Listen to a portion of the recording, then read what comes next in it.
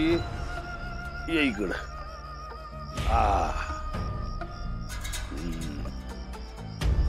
टाक इथं चटई.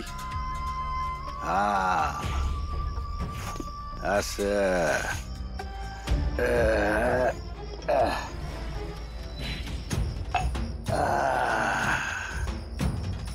अरे वा वा वा वा. डॅडी आज निवांत दिसताय. नाही पण वाड्याच्या बाहेर का झोपताय? आज चांदण्यात झोपायची इच्छा होती. तुला सांगतो छत्री, अशी शांतता कुठंच नाही बघ. बापरे डॅडी, काय बघते मी? तुम्ही इथं का झोपलाय? काय झालं? लय दिवस जेलमध्ये होतो ना, मोकळा आकाश दिसतच नव्हतं. म्हणलं आज चांदणे बघत झोपाव. डॅडी,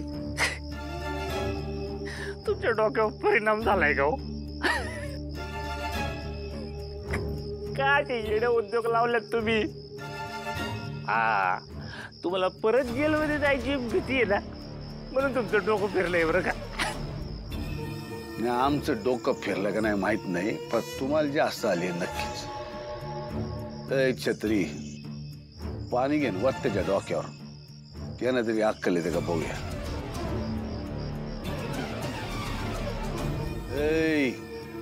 काय म्हणलो आम्ही? वत पाणी. ए छत्रे, ए छत्रे, काय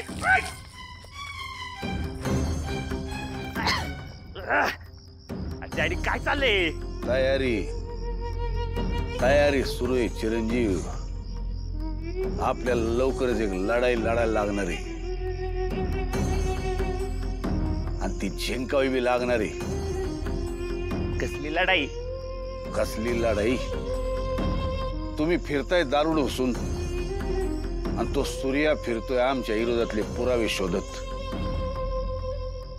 फार काय नाही तर एवढं तरी करा चिरंजीव, त्या सूर्याच्या हातात आमच्या विरोधातले फक्त खोटेच पुरावे लागले पाहिजेत, याची सोय करा.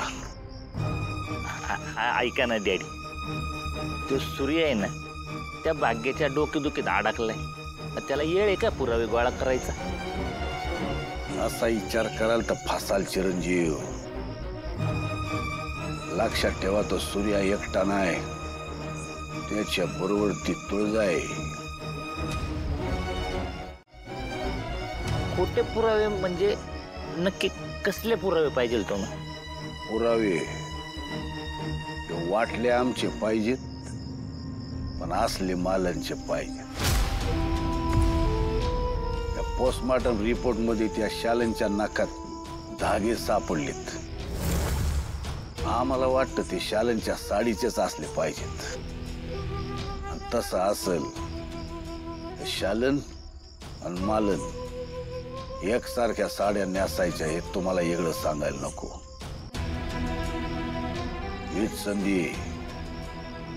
आज रात्रीच मालनच्या साडीचे पुरावे तिथं पोचले पाहिजे. कळलं का? डन. काम झालंच म्हणून समजा. आता होणार.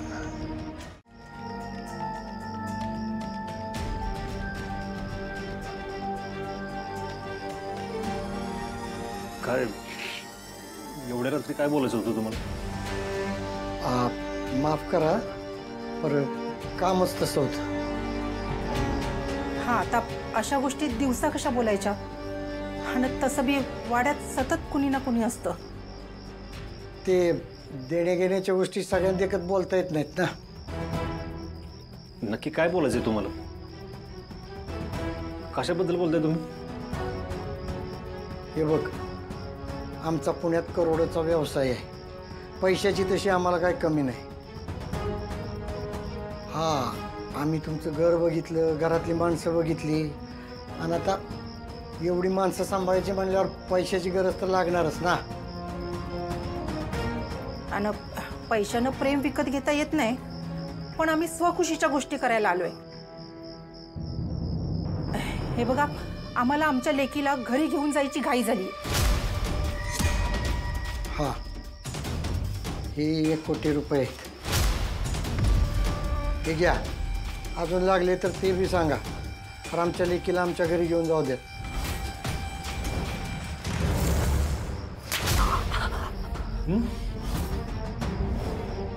तुला बघितलं ना तेव्हाच मला शंका आली होती. आत्ता खात्री पटली. स्वतःच्या लेकीचा व्यवहार करायला लाज वाटत नाही बरं तुला? हा, आत्ताच्या आता निघायचं ना. माझ्या तोंडासमोर थांबून वगैरे तर जीव घेऊन तुझा सांगून ठेवतोय. निघ. आणि तुमच्या बाबतीत जो काही निर्णय आहे ना ते भागू स्वतः घेईल. निघायचे तर पटकन. परत जर माझ्यासमोर पैशाचा आम्हीच दाखवायला आलास ना तर तुझा असा हाल करीन सांगून ठेवतोय. चल एक. हे बघ, इथं मी माझ्या स्वखुशीनं आलो होतो, पण तू जे हे काही केलंस ना ते बरोबर नाही केलंस. नाहीतर काय, पैसे नको तर सांगायचं ना. असं हाणामारीवर कशाला यायचं? हा, आणि तसं बी ना आमच्या लेकीवर अधिकार आहेच.